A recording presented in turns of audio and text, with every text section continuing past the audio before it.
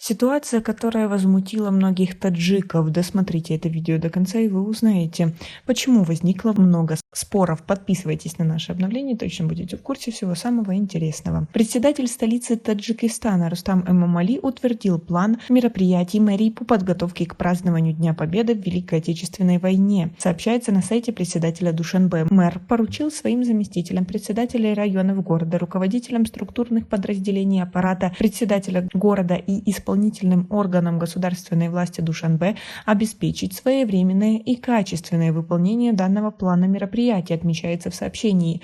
В указе, опубликованном 29 апреля, не сообщаются, какие именно будут проводиться в столице Таджикистана мероприятия, посвященные Дню Победы. Связаться с пресс-службой на данный момент не удалось. Как сообщалось ранее, 9 мая Союз ветеранов-интернационалистов Таджикистана к 77-й годовщине Победы в Великой Отечественной войне планирует провести в Душанбе шествие бессмертного полка. Предположительно, маршрут от танка Т-34 на площади Победы до Парка Победы.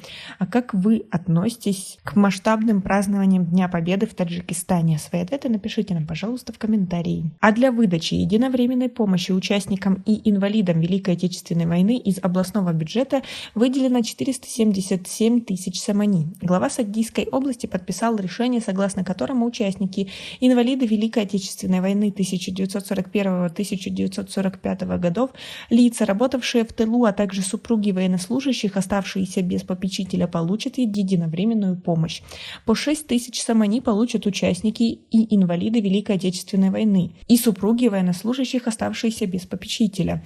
Лица, участвовавшие на войне и работающие не менее 6 месяцев в тылу, лица, получавшие медали за победу над Германией в Великой Отечественной войне, за победу над Японией и за доблестный труд в годы Великой Отечественной войны, получат единовременную компенсацию в размере 3000 самани. В целом, для поощрения 18 участников и инвалидов Великой Отечественной войны выделено 108 тысяч самани. Для 123 человек, проработавших в тылу и получивших вышеуказанные медали, выделено 369 тысяч самани, сообщили в пресс-службе областного хукумата.